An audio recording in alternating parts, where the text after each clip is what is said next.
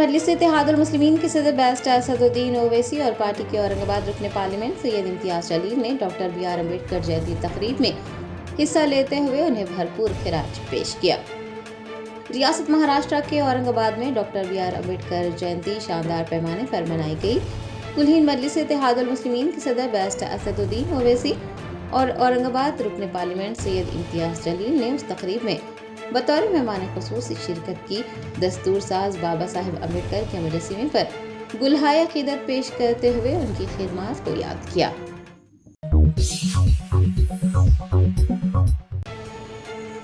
शहर हैदराबाद में फाइनेंसर्स की हरासानी के नतीजे में एक और शख्स की जान चली गई। मुसलसल हरासानी का शिकार एक ऑटो ड्राइवर ने दिल बर्दाश्त होकर खुदकुशी कर ली।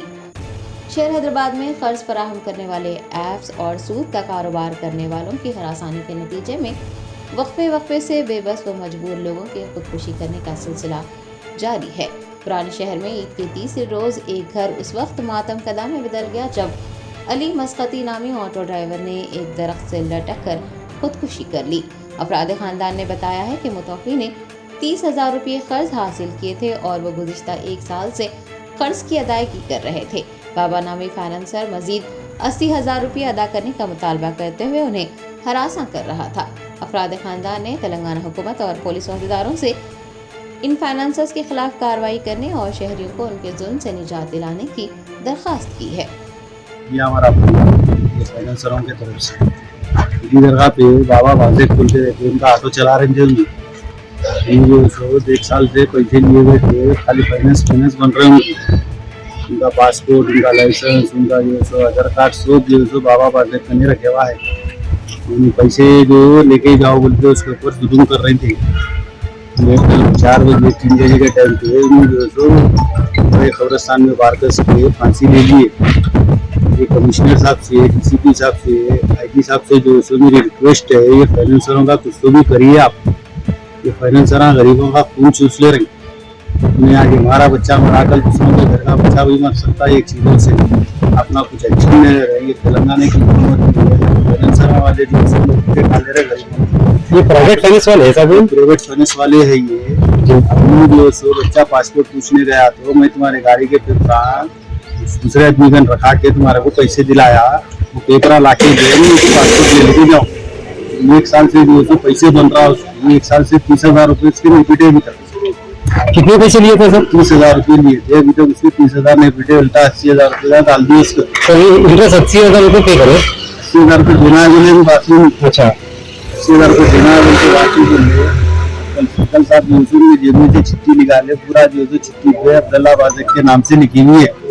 जुलूम करने से जो से ऐसा हुआ। अब माता ने जो से बहुत दिनों से ससुराल में थे, ससुराल वाले देखते रहते बेचारे लोग कल्ले रहते। उनके घर पे भी जाके जो सो हमारे के सालों की जो सो हमारे भोने साहब के घर बता के पैसे लिए बोल के भी जुलूम कर रहे उन पे। कहीं रहने दे रहे थे ना कहीं जीने दे रहे थे। बाबा मियाँ बच्चा क्या काम करता है सर? बच्चा ऑटो चला रहा था उनका। बाबा वाजे कने ऑटो है, वो ऑटो देते किराए पे, किराए से चलाते हैं? किराए से चलाते। उन्होंने जो पैसे दिलाए थे कहते फाइनेंस से, या उन्होंने दिए थे फाइनेंस से नहीं मालूम। बच्चा जो सो गया पासपोर्ट लेने के वास्ते, तो बाहर जाने वाला था बच्चा। पासपोर्ट के से बात करने गया, बाहर जाके पैसे तो बोले मेरे गाड़ी के पेपर ला के दो, आपका पासपोर्ट लेके जाओ।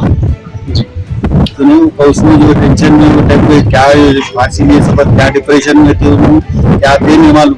ये फाइनेंसर कहाँ के है सर?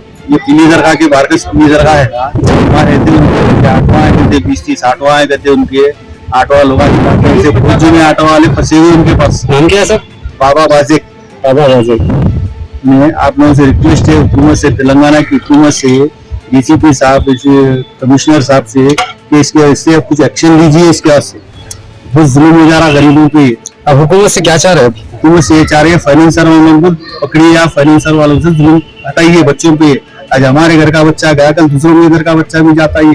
जुल्म इतना हो जा रहा है, उसके लिए कुछ एक्शन लीजिए आप लोग। लेटर में क्या लिखा हुआ है? लेटर में जो है बाबा बासिक जो है फाइनेंसर दिया हुआ है, वो जो है मेरे को जुल्म कर रहे ना। बाबा के घर पे रहे तो आ जा रहे, जो ससुराल में रह रहे हो तो वहाँ पे भी जाके जो है उनके सारे उनसे बात कर रहे कि ऐसा पैसे लिए हुए अली मियाँ अली मस्कती जो है पैसे नहीं दे रहे, मेरे को पैसे दो, 80,000 रुपये देना है बोल के जुल्म कर रहे हैं वहाँ जाके। लिए थे 30,000 दिए थे 30,000 रुपये बोले थे भरून जब जिंदा थे पति बोले थे मेरे 30,000 रुपये दिया इतना इंटरेस्ट मिल हमारे से पूरा पैसा में वही दार रहे ये कब तक चलेगा ये फाइनेंसर होगा जरूरी कमिश्नर साहब से मेरी खास तौर पर रिक्वेस्ट है कि ये फाइनेंसर होगा कुछ एक्शन लीजिए आप वीडियो फोन दे रहा हूँ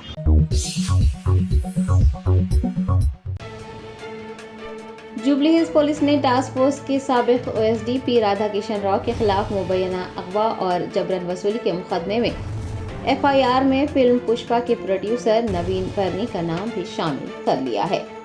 पुलिस के मुताबिक नवीन क्रिया हेल्थ केयर के बानी चिन्नुपति वेणुमाधव से फर्म के 4 डायरेक्टर्स को जबरदस्ती मुंतकिल करने और क्रिया हेल्थ केयर के शेयर्स मुंतकिल करने के मामले में मुलविस हैं। इतना ही नहीं, उन्होंने वेणुमाधव को बतौर डायरेक्टर मुस्तफी होने के लिए भी डराया धमकाया था। वेणुमाधव की शिकायत पर पुलिस ने अगवा और जबरन वसूली के मुकदमा दर्ज किए। क्रिया के 4 डायरेक्टर के खिलाफ भी मुकदमा दर्ज किए गए हैं और गुज़िश्ता रोज पुलिस ने नवीन परनी का नाम भी एफआईआर में शामिल किया है। वाज़ेह है कि साबिक डीसीपी राधाकृष्ण राव जो के फोन टैपिंग मामले में गिरफ्तार किए जा चुके हैं, इस केस के कलीदी मुलजिम हैं।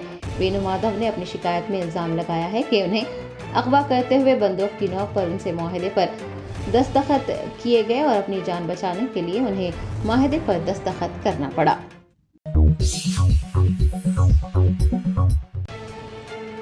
कांग्रेस लीडर कन्हैया कुमार ने शुमाल मशरिकी दिल्ली लोकसभा हल्के से टिकट मिलने पर खुशी जाहिर करते हुए कहा है कि वो इंसाफ के लिए अपनी लड़ाई जारी रखेंगे।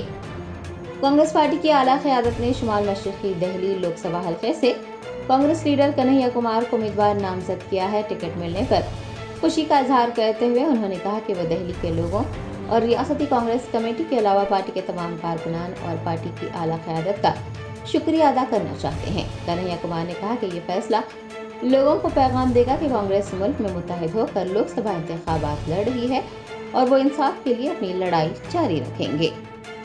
तो मैं दिल्ली की जनता का आभार व्यक्त करना चाहता हूं, उनको कोटि कोटि धन्यवाद देना चाहता हूं।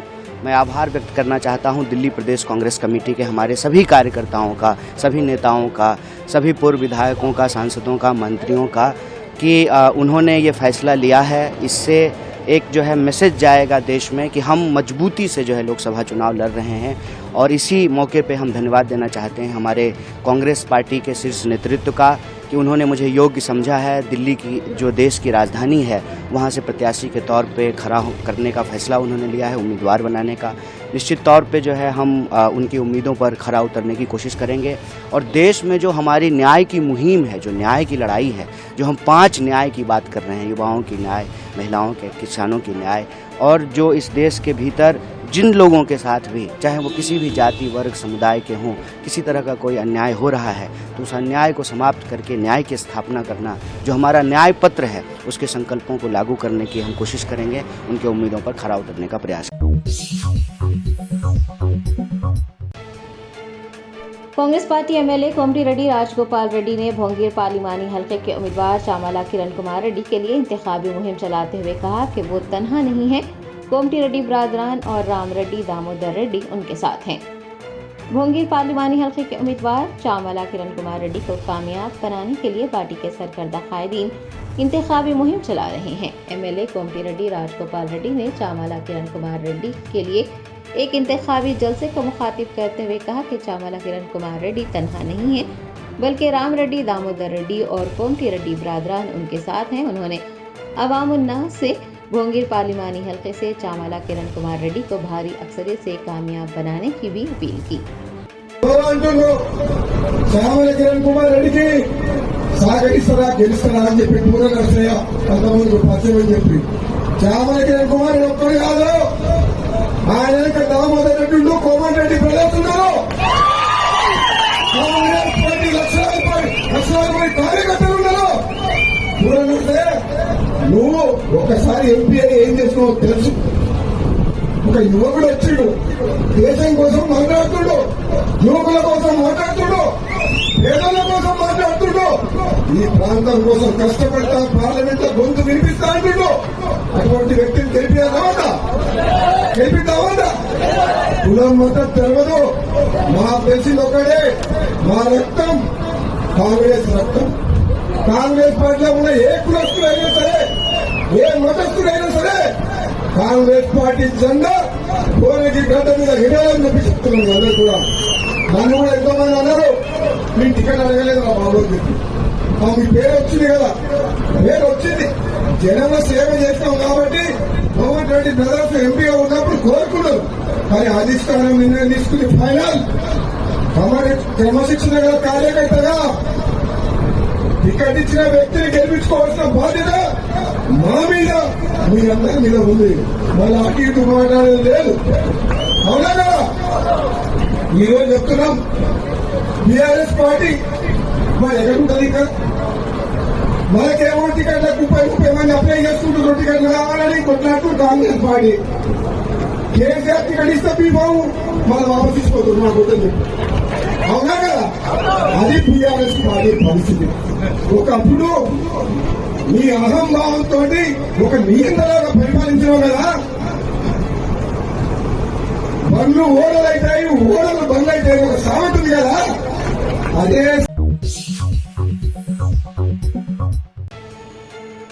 किरायों में कमी की वजह से परेशान कैब ड्राइवर्स ने दिल्ली, बेंगलोर समेत 7 शहरों में नो एसी मुहिम शुरू करने का इंतबाह दिया है। तेलंगाना गिग और प्लेटफॉर्म वर्कर्स यूनियन ने 8 अप्रैल से नो एसी मुहिम शुरू की है ताकि किरायों में कमी की तरफ तवज्जो मबजूल करवाई जा सके। ड्राइवरों का इल्जाम है कि प्लेटफॉर्म कंपनियां ड्राइवर्स को मुताल्लिका ऐप्स पर उनकी आईडीज को मुस्तकिल तौर पर ब्लॉक करने की धमकियां दिए जा रही हैं। TGPWU ने बताया है कि ड्राइवर सिर्फ 10 से 12 रुपये फी किलोमीटर कमाते हैं, जबकि एसी के साथ कैब चलाने का खर्च 16 से 18 रुपये फी किलोमीटर आता है। TGPWU ने मजीद कहा है कि अगर उनके मुतालबात पर गौर नहीं किया गया तो Indian federation of app based transport workers दीगर 7 शहरों दिल्ली, हरियाणा, कर्नाटक, कोलकाता, उत्तर प्रदेश, राजस्थान और महाराष्ट्र में मुकामी अराकीन की हिमायत से इस मुहिम को शुरू करेंगे।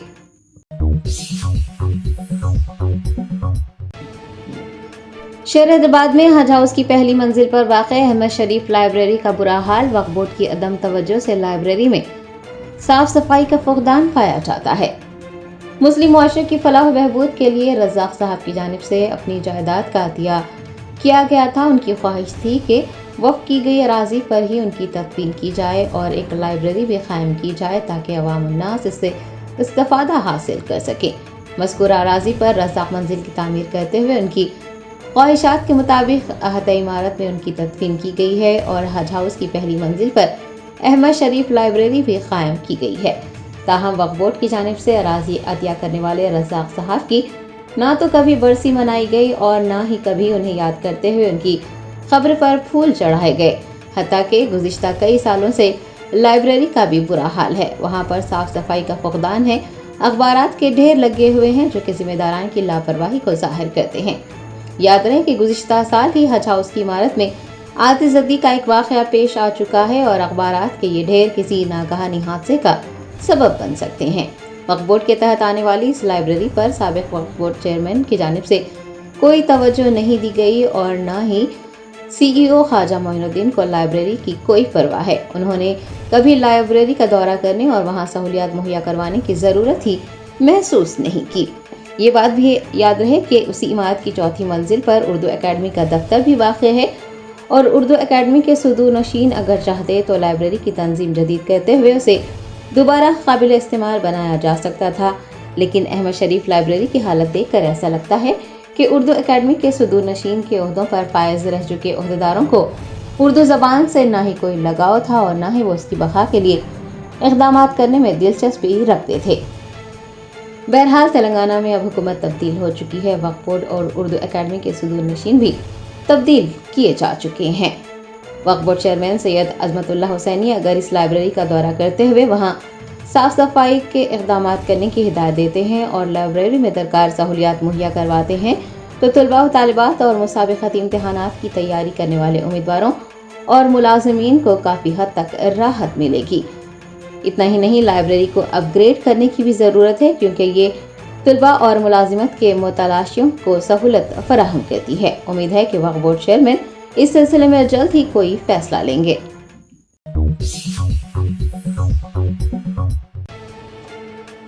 बीजेपी एमपी धर्मपुरी अरविंद ने इंकशाफ किया है कि रईतु बंधु की रकम किसानों के बजाय नलगुंडा और खम्मम के वुजरा ने मौसूल की।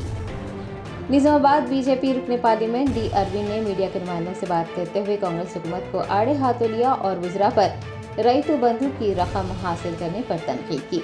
उन्होंने बताया कि जब केसीआर चीफ मिनिस्टर थे तब रईतु बंधु की रकम जारी की गई थी, ताहम इंतखाबी ज़ाब्ते की वजह से रकम किसानों के खातों में जमा नहीं करवाई गई थी। डी अरविंद ने बताया कि कांग्रेस की हुकूमत कायम होने के बाद नलगुंडा और खम्मम के वुजरा ने रईतु बंधु की रकम मौसूल की। ఉన్న ఫండ్ అంతా కూడా ఖమ్మం అయినా నల్గొండ అయినా ఎత్తుకపోయిందని రైతు బంధు కూడా సరిగ్గా ఇస్తలేరు ఇవాళ. అవునా బ్రదర్? రైతు బంధే ఇస్తలేరు. ఆ ఫండ్ కేసీఆర్ మిగిలిచిపోయిండు. అది మన దాని డిస్బర్స్మెంట్ ఉండే ఎలక్షన్ కి కరెక్ట్ కొన్ని 2-3 రోజుల ముందర ఇప్పుడు అప్పుడు ఎలక్షన్ కమిషన్ ఆపినట్టుంది కదా. ఆపిన ఫండ్ ఖమ్మమైన నల్గొండ ఎత్తుకపోయిండని మంత్రులు.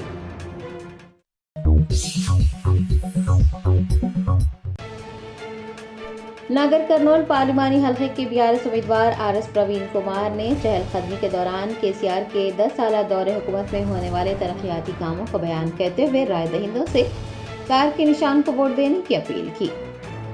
बीआरएस एमपी उम्मीदवार आरएस प्रवीण कुमार ने इंतखाबी मुहिम के एक हिस्से के तौर पर कलवाकुर्ती टाउन में जिला परिषद boys high school, junior college और डिग्री कॉलेज के मैदान में चहलकदमी करने वाले अफराद से मुलाकात की। उन्होंने इस दौरान साबिक़ा हुकूमत की कारकर्दगी पर रोशनी डाली और कांग्रेस हुकूमत पर इल्ज़ाम आयद किया कि झूठे वादों के साथ इक़्तिदार में आने वाली कांग्रेस ने वादों को मुकम्मल तौर पर नज़रअंदाज करते हुए अवाम को धोखा दिया है। आरएस प्रवीण कुमार ने अवाम से कहा कि वो गुज़िश्ता हुकूमत के तरक्याती कामों को मद्देनजर रखें और पार्लिमानी इंतखाबात में बीआरएस पार्टी को भारी अक्सरियत से कामयाब बनाएं।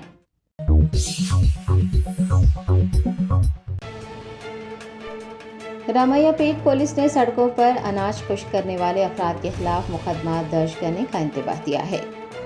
किसान तबका अपने मकानों के करीब अनाज सुखाने के लिए मुनासिब जगह न होने पर सड़कों और कौमी शाहराहों के किनारे अनाज सुखाते हैं।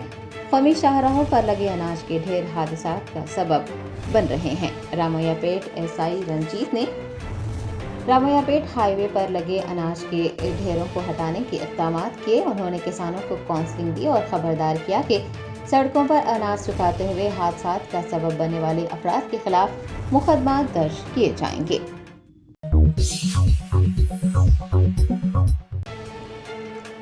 रियासत आंध्र प्रदेश के साबिक़ वज़ीर आला नारा चंद्रबाबू नायडू पर नामालूम बदमाशों ने पथराव किया। पड़ोसी रियासत आंध्र प्रदेश की इंतखाबी जंग ऐसा लग रहा है पत्थरबाजी की जंग में बदल गई है। हफ्ते को वाईएसआरसीपी के सदर व वज़ीर आला वाईएस जगन मोहन रेड्डी पर पथराव के बाद इतवार की शाम जनसेना के सदर पवन कल्याण पर तेनाली में पत्थर फेंके गए और उनके बाद बदमाशों ने आंध्र प्रदेश के चीफ मिनिस्टर रह चुके नारा चंद्रबाबू नायडू को भी अपना निशाना बनाया। तफसीलात के मुताबिक टीडीपी चीफ विशाखापट्टनम के गाजवाका में इंतखाबी मुहिम चला रहे थे कि कुछ बदमाशों ने उन पर पत्थर बरसाए और फरार हो गए। ताहम खुशाइन बात यह रही कि वो इस हमले में बाल बाल बच गए। साबिक़ वज़ीर आला ने कहा है कि वो इस तरह के बुज़दिलाना हमलों से खौफज़दा नहीं होंगे। ఇది ఒక చెత్త ప్రభుత్వం, చేతగాని ప్రభుత్వం. ఇది ఒక ఉదాహరణ మాత్రం ఇచ్చాను. ఇక్కడ రాళ్లేశారు వల్ల చూశారా? వస్తా దానికి కూడా వస్తారే, మిమ్మల్ని వదిలిపెట్టరు ప్రజలు, తరిమి తరిమి కొడతారు. రేపటి నుంచి మిమ్మల్ని అందరినీ గంజాయి బ్యాచ్, బ్లేడ్ బ్యాచ్ ఇక్కడ కూడా వచ్చింది. పోలీసులు ఏం చేస్తానో తెలియదు. నిన్న కూడా ఆ డ్రామా కూడా వస్తా. విజయవాడలో జరిగిన డ్రామాకు కూడా వస్తాం. మీరు ఇలాంటి చిల్లర పనులు చేస్తే, చిల్లర మూకగాని చేస్తే, ప్రజలు తిరగబడితే మీ బట్టలిప్పి తరివి తరివి కొడతారు. బీ కేర్ఫుల్ అని హెచ్చరిస్తున్నా. Jaganmohan Reddy control your. ఈ జే గ్యాంగ్ ఒకటి ఉంది, వాళ్లకు దొరికాడా?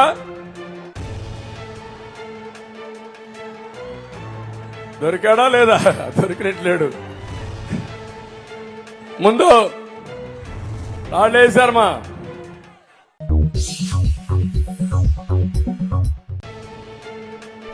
केरला के वायनाड पार्लिमानी हलके के कांग्रेस उम्मीदवार राहुल गांधी ने इंतखाबी मुहिम के हिस्से के तौर पर वायनाड में एक रोड शो किया। वायनाड पार्लिमानी हलके से भारतीय जनता पार्टी ने रियासती यूनिट के सदर के सुरेंद्रन को उम्मीदवार बनाया है, जबकि सीपीआई से एनी राजा मुकाबला कर रही हैं। राहुल गांधी, जो कि वायनाड के एमपी रह चुके हैं, उसी हलके से इंतखाबात में हिस्सा ले रहे हैं। उन्होंने पीर को इंतखाबी मुहिम के हिस्से के तौर पर एक रोड शो किया।